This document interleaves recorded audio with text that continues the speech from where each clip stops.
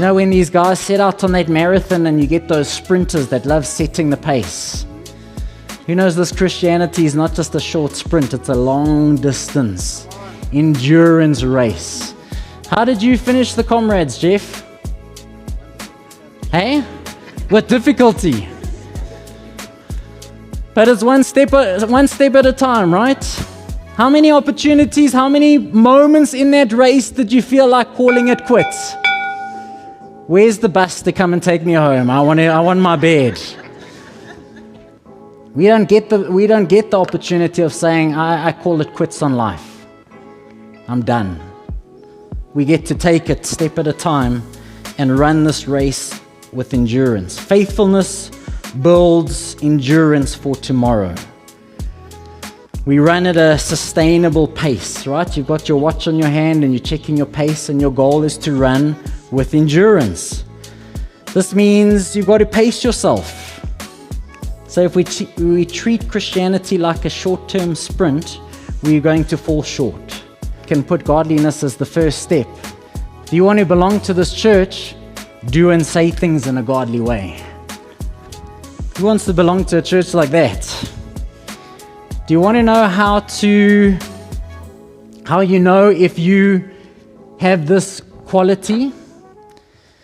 One of the ways to show that you don't have this quality, if you expect everyone to walk into this church and do and say things in a godly way. Right? We don't want people like that in our church. We don't want people like that sin differently to us in our church. This is the standard before you're allowed in. Right? You grow godliness when the things that break God's heart break your heart.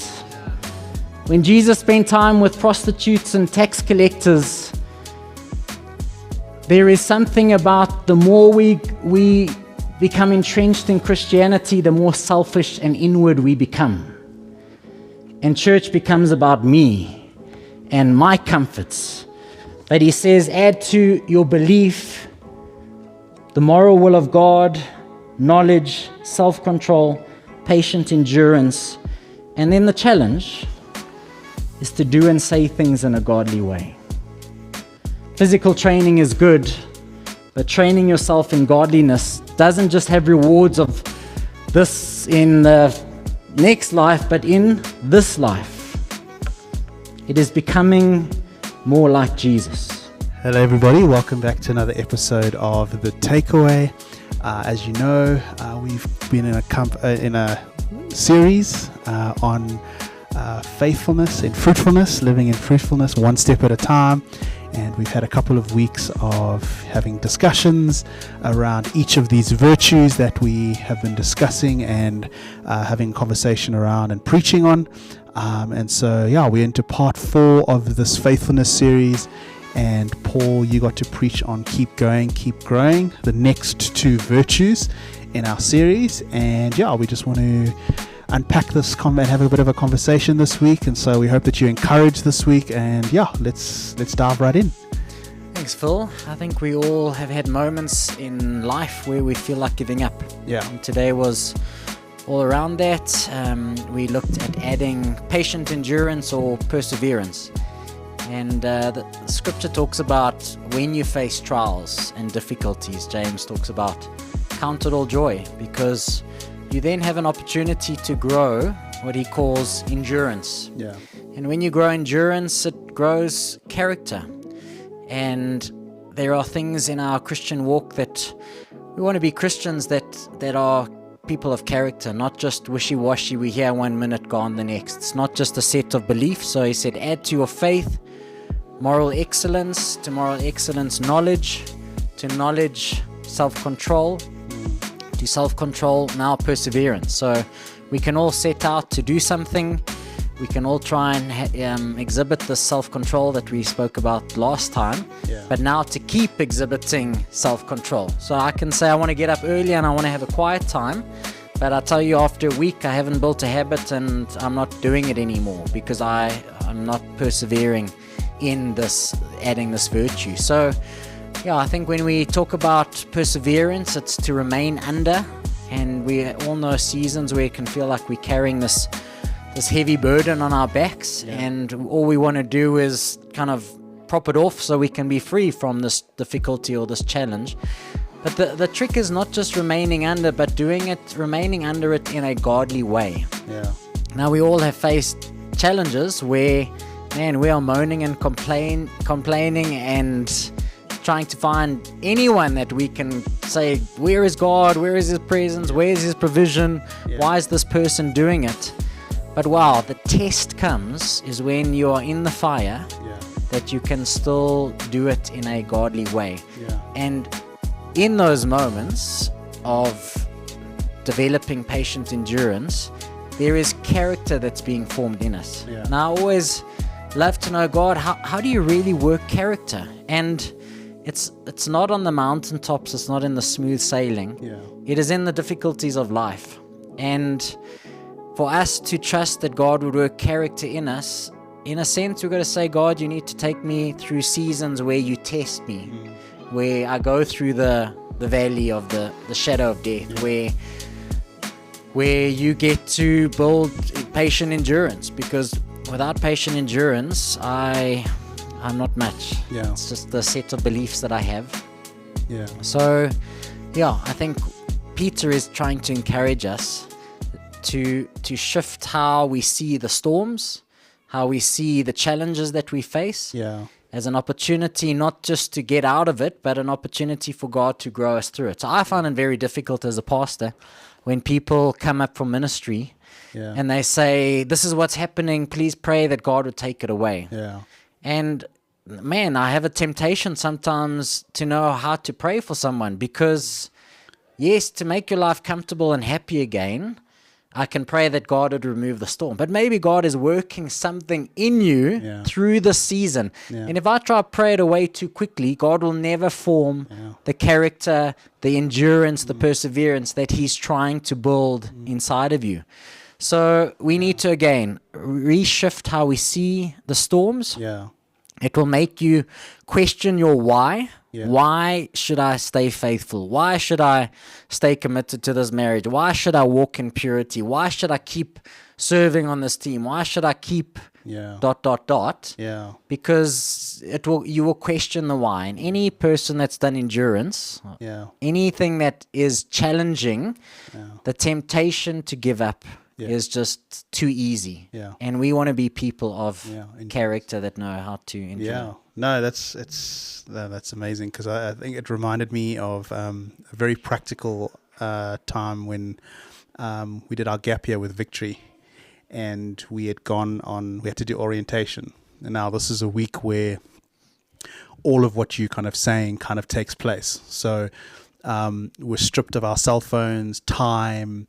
We're limited to, meals at very specific times. All the leaders know exactly what time you're eating. You have no orientation of this. And in the moment, it felt like it was the storm. It was crazy. You'd so disorientated, like you'd be woken up at 3 a.m. to go and do some PT. You'd be doing all these different things, but they were so intentional about, building our character. So it was such a revealer of our character at the time. So you would see how people responded to this. And like, you're doing PT at 3 a.m. on the beach, and you're tired, and you see people's character, the true nature of who they are in this tough situation. But what was so great about it was that they weren't just doing this hard thing for us for orientation. Like, their words were, we're breaking you down to build you up, in a sense, but they were filling us with scripture. And one of those is that James 1:3, consider it pure joy, brothers, when you face trials of many kind, for the testing of your faith. And it was so encouraging, because like, as we kept repeating it through every endurance stage, because we had to last, I think you'd rock up there, and the rumors, they go around, and you're like, okay, so we're going to be on orientation for 2 to 3 weeks, maybe even a month. And now you're playing around, figuring out like, when is the storm going to end? And I think it's so important that, that maturity of asking the right questions of like, okay, God, what are you showing me in this situation? And for a lot of us, it took a couple of days to realize, okay, we understand what they're doing. And so the first couple of days were rough. Everybody's trying to fight against us. Everyone's trying to, we want to ring that bell. We want to, we want to do all these things. But it was such an amazing thing to see people's characters, and specifically those who had, were acting, and, you could see their true nature come out, and they were just like horrible. And it was like they were complaining, and they were ready to give up. And, then it was all about the team. It was like, cool, you've got to give, because of your attitude. Now they're giving you 100 push-ups, and the team gathering around them, and eventually to see that change on the other side, and for their character to now be developed in those situations was such an encouraging thing to see. But like, that was a very practical time in our lives of literally, this was like, we spent, I think it was 2.5 weeks, like on the beach, camping outside, doing PT, running up, carrying tires. So everyone had to carry a car tire or a tractor tire, and there was a guy who was actually in the German military who was doing it with us, and they gave him a tractor tire. For 2.5 weeks he was able to carry this tractor tire on his back, and it was crazy. So like, understanding that weight of what you had to carry along with your backpack for over 2.5 weeks. But at the end, it was all to develop our character. And if we hadn't gone through that, I think that entire year would have been a waste, because we would look back at any circumstance that came during the rest of that year. The words out of our mouths were, if we could make it through orientation, we can make it through this thing. And it developed that patient endurance to when you hit a roadblock, you were able to kind of persist and to see it through. And so, pressure will reveal what's on the inside. Yeah. And this is the classroom for God to really reveal what's on our inside and help conform us and shape our character. And if you know anyone who's been through a challenging season, so one of our friends went through cancer, went through the whole treatment of chemo, feeling terrible. Yeah. But once you've come through the storm, Yeah. once you've found God in the fire, once you've encountered his presence through the difficulties, and he's made something so beautiful out of that storm, where you find that pearl, you find that refining, and you get this beautiful diamond, most people say, I would do it all over again. Yeah. Which surprises me that we would count it all joy to go through difficulties, because basically they're saying, I would go through that whole season again to have this relationship that I now have with God because of it.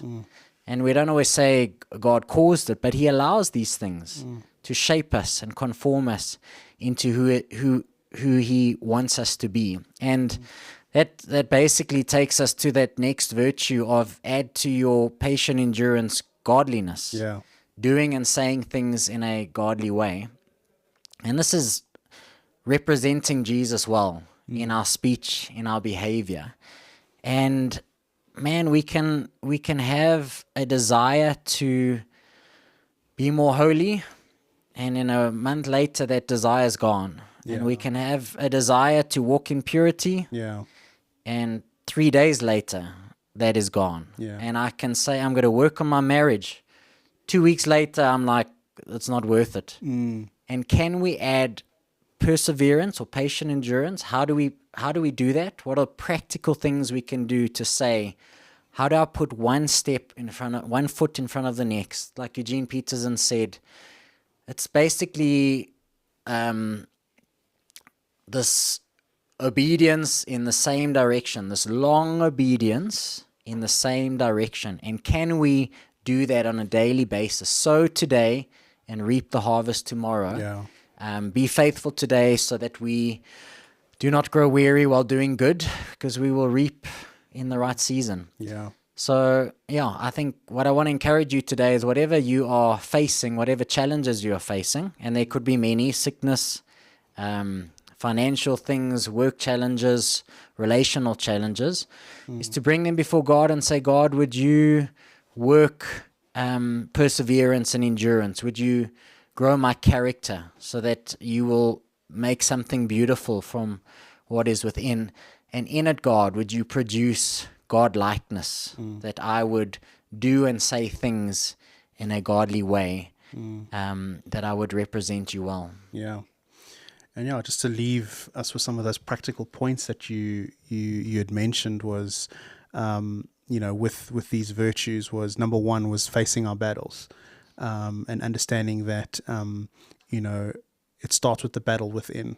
In order to have, this patient endurance, we need to face those battles, and we need to make it through, not necessarily, like you said the week before, was not white knuckling it through, but actually, doing it in a way that honors God, and having Christ likeness as we go through these things.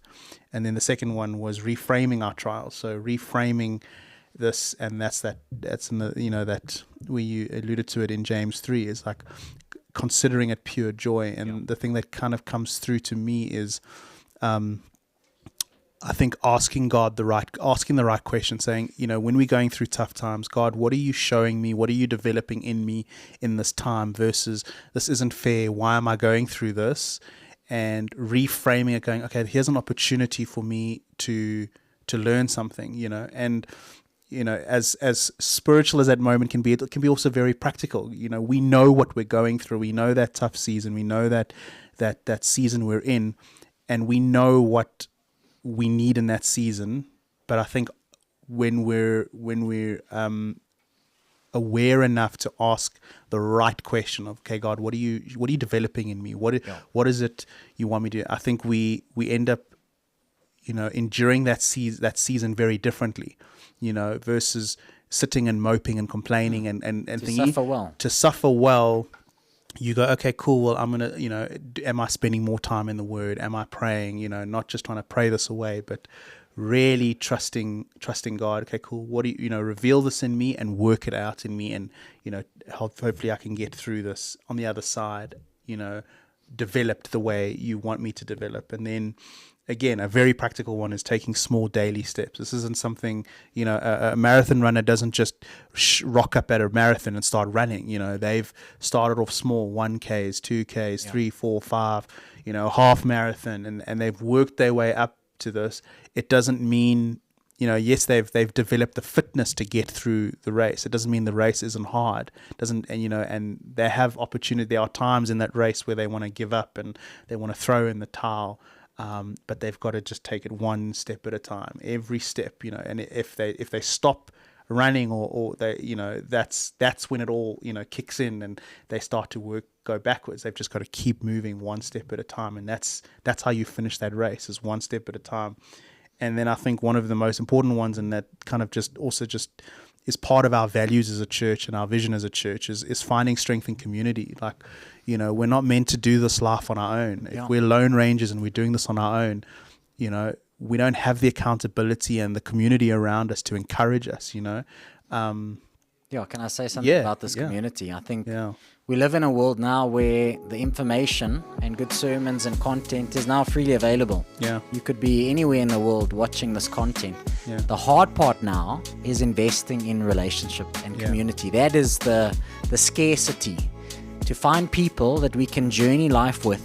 So when I have moments of saying I want to give up, I want to ring that bell, that others can come alongside me and encourage me and tell me to keep going. Any endurance race, whether I've cycled 947 or done a race, there are people that are there cheering me on, telling me not to give up. I need God's presence. I need to draw from Him as my source, and I need the presence of like-minded people journeying the spiritual race with me, so that I can run this race with endurance, the race that God has set before me. So my challenge to you is invest in a relationship with someone else. Keep making deposits, so one day you can do a withdrawal from that relationship in your moment of need. When you feel like, God, I've got nothing left to give. I want to give up on everything. My job, my wife, my kids, this purity walk, this even questioning you, that there is a community of people to come alongside. And this will be our challenge for the church in this next period. You'll have all the sermons in the world, but you will not have someone to practically walk this through with you. There'll be some celebrity pastor that you follow on social media that will not be there for you in your moment of need. You need the body of Christ to be able to come alongside you and encourage you and pray for you and walk with you and carry your burdens and be there for you. So that is going to help us practically add. Yeah. If you're looking for a way to practically add patient endurance, invest in community and relationships. Yeah, no, that's so good. Paul, thank you so much. We're so encouraged. This is a great series that, again, we can continually go back to. It's not a once-off, so we want to encourage you. If you've missed any of the episodes, you can always go and watch it. If you've missed any of the sermons, you can always go and watch it. But we trust that you've been encouraged this week, and we will see you in the next episode. Be blessed, and have a great week.